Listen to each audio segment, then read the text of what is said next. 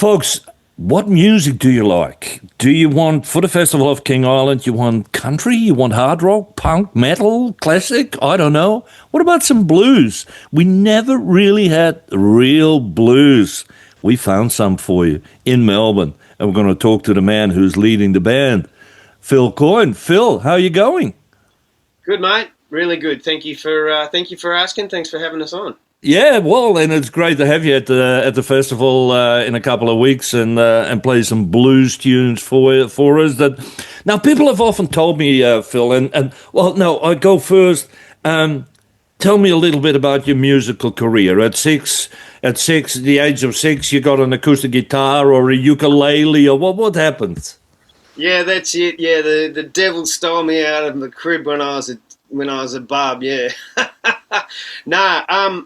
Look, I came across blues when I after high school. Through high school and stuff, I'd been listening to punk music, and then a mate sort of introduced us to blues, and there was a really strong association I felt between the two, I saw Chris Wilson at a gig one time. I was to see this folk band, and they invited this, looked to me like this massive skinhead dude up on stage, and he pulled out a harmonica and he just blew the place apart, and I'm like, wow, that's amazing. And so yeah, from there on I started listening to harp, and I started learning how to play it and that sort of thing. Ended up I lived out in sort of Daylesford and Ballarat way for about 15 years and started playing out that way. And there's an awful lot of good musos out in that sort of triangle, Ballarat, Bendigo, Daylesford sort of thing. Yeah. Bit of an artistic area, isn't it? When you look at that part of Victoria. Yeah, very much, very much. There's lots going on. Some beautiful people out that way, and some great music. Yeah. Now, when I look at the name of the band, Phil Coyne, I can understand that. The Wayward Aces, is that an orchestra? What is the Wayward Aces? The Wayward Aces are a collection of very naughty boys. Ah. Actually, I should say very naughty people, because we don't discriminate. We we invite anyone that's wayward along that's a good player to come on and join us. Yeah, look, essentially it's a 4-piece. So I play harp and harmonica and sing, and then Will Harris is on drums. Also, Morgan Close is on guitar, and Oscar Liddell will be playing bass with us. And look, the name Wayward Aces, that came about from my sense of how I play. It's not straight down the line, and the sort of stuff we write's not straight down the line. And the Aces were actually a band that backed Junior Wells in the 60s.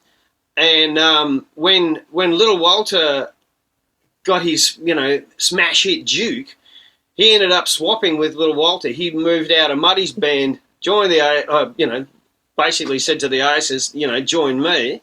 They went touring. Junior Wells started playing with Muddy, so the Aces are Fred Bello, and Dave Myers, and I can't think of his brother's name, but so the two Myers brothers on guitar, and Dave Bello and Fred Bellows on drums, and they were an amazing band because Bellows was a sort of a jazz drummer originally, and he brought a really fantastic sort of sensitivity and swing to it, and you can hear that all through Little Walter's recordings, like this unreal swing, and Will's got that in spades. Now, for a lot of people, blues. I know, like in many different genres and styles, you have again different sub-styles. With the blues, is the blues absolutely one sound, or would you say there's also different sort of blues? Because I've heard of Chicago blues, and you know all about it. Well, blues is it's as wide. What do they say? It's as wide as the world and as deep as the ocean. There's so many different facets of it, I think, that you can spend forever searching and never get to the end. What we play is based in Chicago sort of blues, which was a sound that sort of came out of the '60s, obviously in Chicago. That's where a bunch of recording studios sort of were, and it was really around the time that that people started playing in some of the venues, and they needed to get over the sound of the crowd and the sound of the background and that sort of thing. So a lot of amplification, and so you hear amped guitars, you hear amped harmonica, and it's a really rhythmic sort of thing. There's Chicago blues, which is a classic. There's also a number of different sort of styles, which are sort of similar but slightly different, like Memphis, and they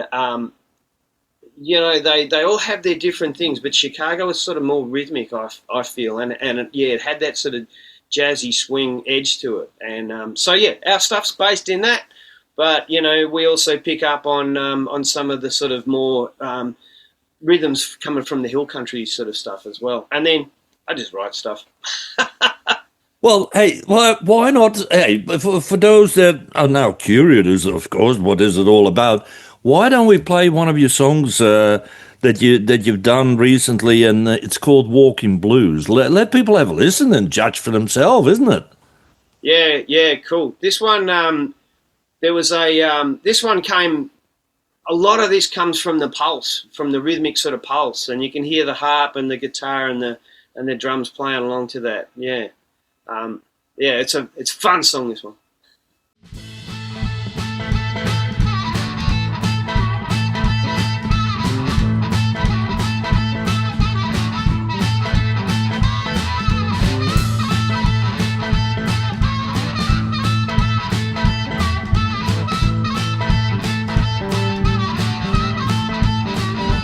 Well, I'm walking, I leave it all behind. I ain't gonna look back, I'm gonna be just fine. Well, I'm gonna learn from all my mistakes. Ain't gonna be no next time, ain't no more earthquake. Well, my babe, you sure showed me the way. Deep down in that hole, you left me afraid. But I'm gonna walk my blues away, like it I believe, throw my keys away. Well, I'm gonna walk my blues away, like it I believe, throw my keys away.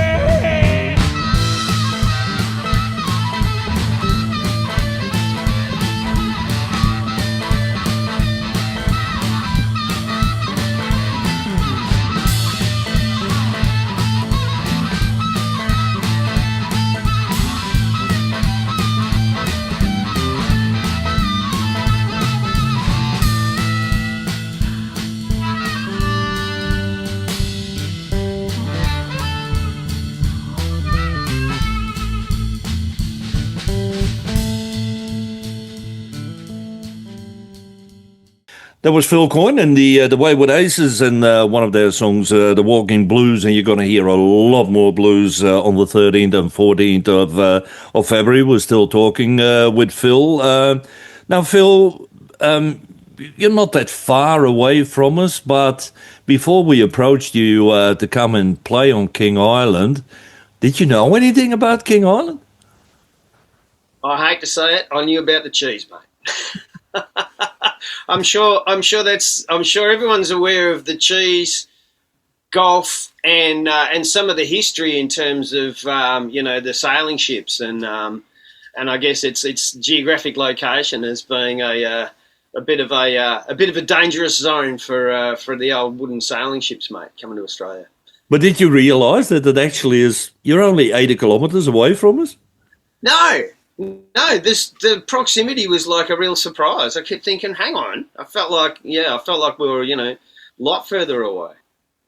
Yeah, it is a little bit like that. Now, I'm sure you've done a little bit of homework too, and you've been talking a little bit with us. What do you think of the Festival of King Island? What you've heard and seen about it? Oh, cool. I feel like it's a really it's a great thing that your community sort of pulled together and putting on. And it's a real showcase of the island, and I think the natural features, the surf, the coastlines, the produce, yeah, it's awesome. I'm really looking forward to it. Really looking forward to it. Yeah. Do you do a lot of festivals? Yeah, do as many as we can.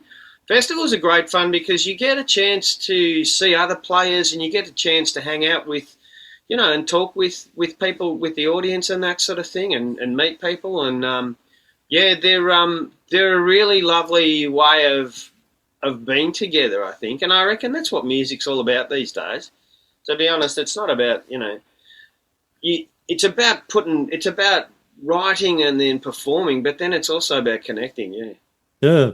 Any future plans for Phil Coyne and the Wayward Aces? Oh, mate, only world domination, If you have any of those oil tankers heading between Australia and King Island, we might have a think about having a punt at one of them. No, look, we've got about we've written about 16 tunes, so this year we'll look at recording them, yeah. So I'm keen on another album coming out sort of half mid-year towards the back end of the year, we talk about our style as sort of Chicago blues meets rockabilly and garage surf. So there's a lot more of that a lot more of the surf sort of aspect in some of these tunes, and that'll be a cool part of King Island, mate. Checking out the surf and getting some inspiration from some of your rollers down there. Yeah. Blues is actually timeless, isn't it? It's not like a style that you've seen, this is so 80s, this is so 70s. It's not like that, is it? Mate, you can see blues, you can see blues taking on sort of more hard rock sort of styles. You can see blues taking on a more of a jazz sort of thing.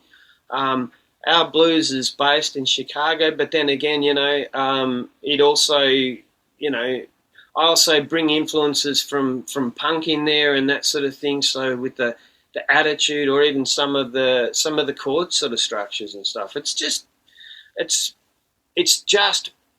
beautiful music that's really based in